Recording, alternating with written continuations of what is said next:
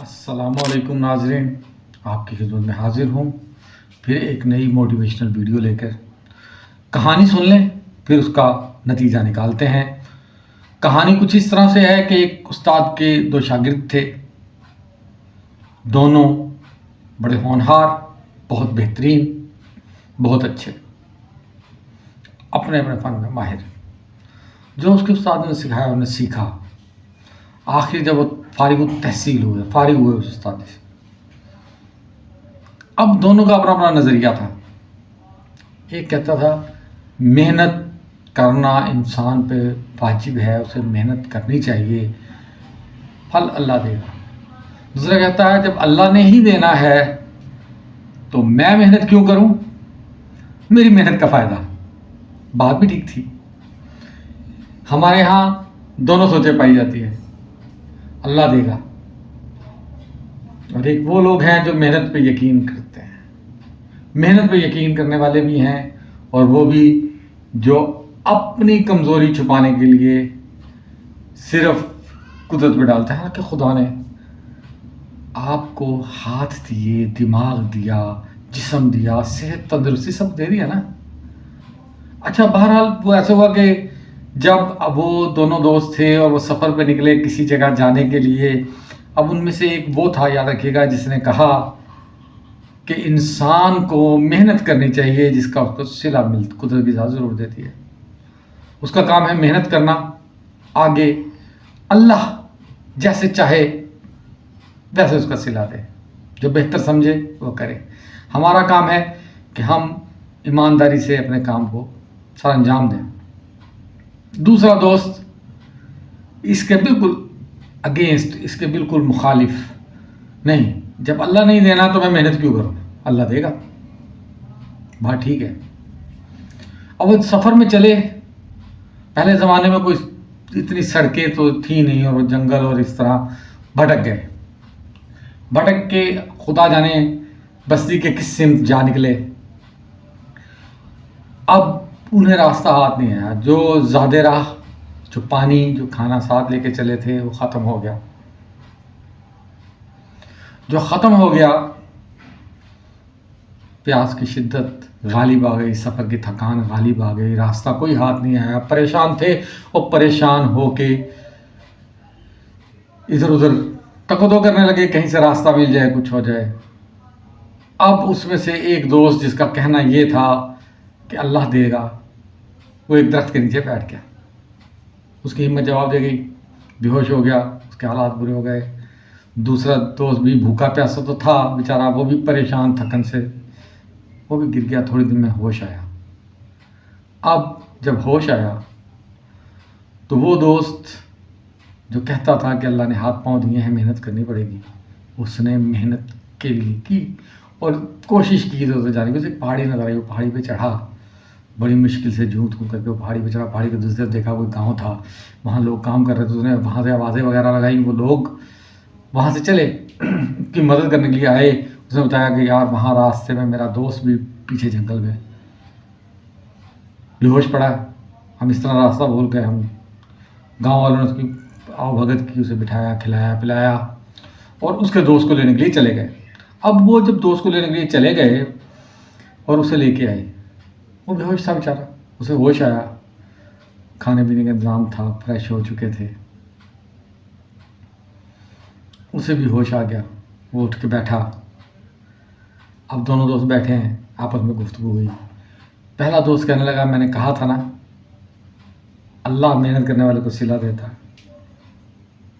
देखो मैंने मेहनत की, हम यहाँ मंजिल तक पहुँच गए, हम यहाँ से अपनी जगह पे भी चले जाएंगे। और वो दोस्त जो ये कहने लगा, ये कहता था कि अल्लाह देगा, उसने कहा मेहनत तुमने की, मैंने तो कहा था अल्लाह देगा। देखो मुझे तो होश भी नहीं था, अल्लाह ने मुझे वहाँ से उठाया, यहाँ लेके आ गया, और मैं बगैर मेहनत के ये सारा ऐशो आराम कर रहा हूँ, तुमने अपने जिस्म को थकाया। अब बात है, एक छोटी सी कहानी है, मगर क्या आप जानते हैं सबक कितना बड़ा है? आप देखें, वो जी कह रहा था कि अल्लाह देगा, बेशक अल्लाह ताला की ज़ात देने वाली है। مگر خدا ان کی مدد کرتا ہے جو اپنی مدد آپ کرتے ہیں.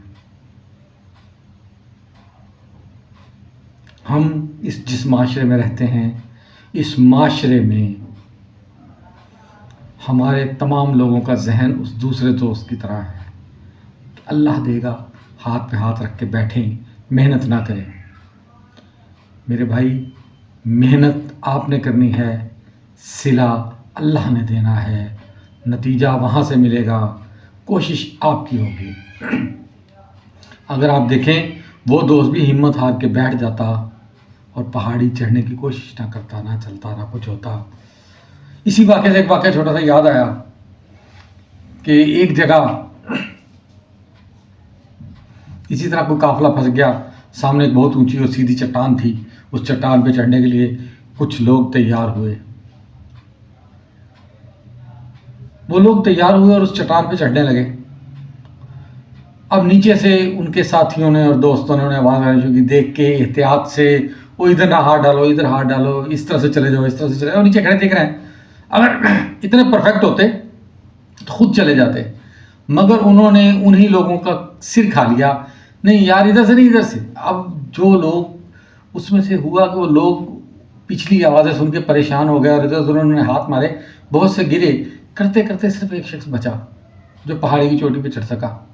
پہاڑی کی چوٹی پہ چڑھا، جس طرف گاؤں تھا وہاں سے انہیں راستہ مل گیا اور وہاں کے لوگ آئے، انہیں سیدھے راستے سے اپنی جگہ لے گئے. قافلہ اپنی منزل مقصود تک پہنچا. لوگوں نے اس ہیرو کی بڑی تعریفیں کی کہ سب لوگ گر گئے اور تم نے ہمت دکھائی اور تم نے سب کی مدد کی اور چلا دیا. اب جب اسے گفتگو کر رہے تھے تو انہیں اندازہ ہوا کہ یہ شخص قوت سماعت سے آ رہی ہے. بات سمجھ آئی؟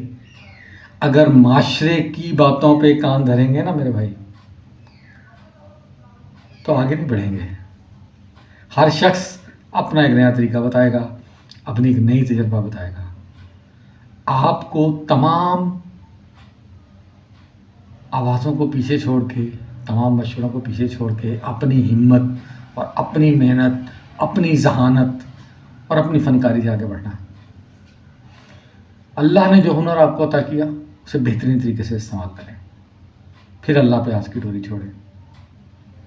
اور اگر پیچھے رہ جانے والے لوگوں کی آوازوں اور جملوں پہ غور کریں گے، پھر آگے نہیں بڑھ سکیں گے. آپ کبھی غور کیجیے گا، کار کی ونڈ سکرین بڑی ہوتی ہے. کیوں؟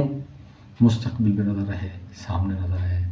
اور پیچھے جو آپ کی سکرین ہوتی ہے بیک ویو میرر کے لیے، وہ چھوٹی ہوتی ہے. کیوں؟ آپ کو ماضی پہ نظر رکھنی ہے، مگر مسلسل وہیں نظریں جمائے نہیں رہنا، آگے بڑھنا ہے. اپنی زندگی میں آگے بڑھنے کے لیے بھی اس گاڑی کی مثال کو یاد رکھیں کہ فوکس سامنے کرنا ہے، باخبر پیچھے سے رہنا ہے کہ آپ کے پس پشت کیا حالات ہیں، نظر ان سے بھی نہیں چرانی، مگر توجہ سامنے. زندگی کی راہ میں ترقی کرنے کے لیے ضروری ہے